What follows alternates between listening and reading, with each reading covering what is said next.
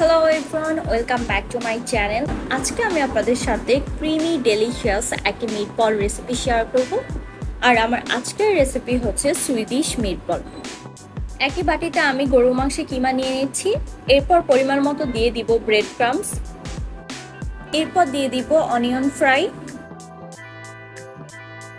দিয়ে দিব সামান্য পরিমাণে লবণ, আদা গুঁড়া, রসুন গুঁড়া এবং জিরা মশলার গুঁড়া। এরপর আমি 1 কাপ দুধ দিয়ে দিচ্ছি।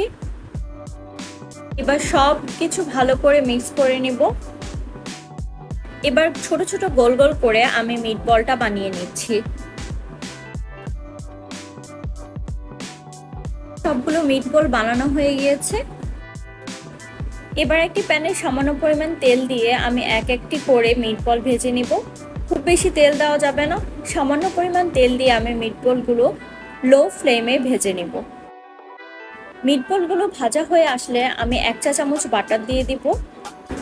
বাটারের মধ্যে মিটবলটা আরেকটু ভেজে নিব। মিটবলগুলো ভাজা শেষ। এবার একটি প্লেটে আমি মিটবলগুলো তুলে নিচ্ছি। সামান্য একটি প্যানে তেল দিয়ে আমি 1 বাটি পরিমাণ পেঁয়াজ ভেজে নিচ্ছি। পেঁয়াজের পরিমাণটা ঠিক 1 বাটি হতে হবে, আদারওয়াইজ ক্রিমের টেক্সচারটা ভালো আসবে না। এবার পেঁয়াজটা নরম না হওয়া পর্যন্ত আমি পেঁয়াজটা কন্টিনিউয়াসলি লো ফ্লেমে ভাজতে থাকবো। হাই ফ্লেম দিলে পেঁয়াজটা পুড়ে যাওয়ার সম্ভাবনা আছে, সেই জন্য চুলার আঁচটা একেবারে লো ফ্লেমে রাখতে হবে। পেঁয়াজটা সামান্য পরিমাণ নরম হয়ে আসলে এর মধ্যে আমি বিফ ব্রথ দিয়ে দিচ্ছি।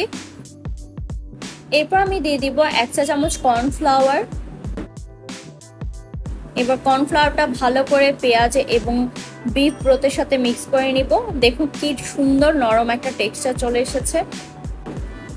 এবার আমি দিয়ে দিব প্রায় আধা কাপ পরিমাণ ক্রিম। এখানে আমি ডানো ক্রিমটা ব্যবহার করেছি। আপনার কাছে যদি ডাবল ক্রিম অথবা যে কোনো ধরনের ক্রিম থেকে থাকে তাহলে আপনি সেটা ব্যবহার করতে পারেন। ক্রিমটা হয়ে আসলে এর মধ্যে আমি সামান্য পরিমাণ ব্ল্যাক পেপার দিয়ে দিচ্ছি। ফাইনালি বানিয়ে ফেললাম সুইডেনের ন্যাশনাল ডিশ সুইডিশ মিটবল। আমি এখানে মিটবলটা ম্যাশ পটেটোর সাথে সার্ভ করব, সেজন্য আমি এখন ক্রিমটা দিয়ে দিচ্ছি ম্যাশ পটেটো এবং মিটবলের উপর দিয়ে। আই হোপ আজকে এই সুইডেনের ন্যাশনাল ডিশটি আপনাদের কাছে ভালো লেগেছে। আর আপনারা যদি বাড়িতে সুইডিশ মিটবল রেসিপিটি তৈরি করেন তাহলে অবশ্যই আপনাদের এক্সপিরিয়েন্সের কথা আমাদের সাথে শেয়ার করবেন। নেক্সটে দেখা হবে নতুন কোনো রেসিপির সাথে। ততদিন পর্যন্ত সবাই ভালো থাকবেন। আল্লাহ হাফেজ।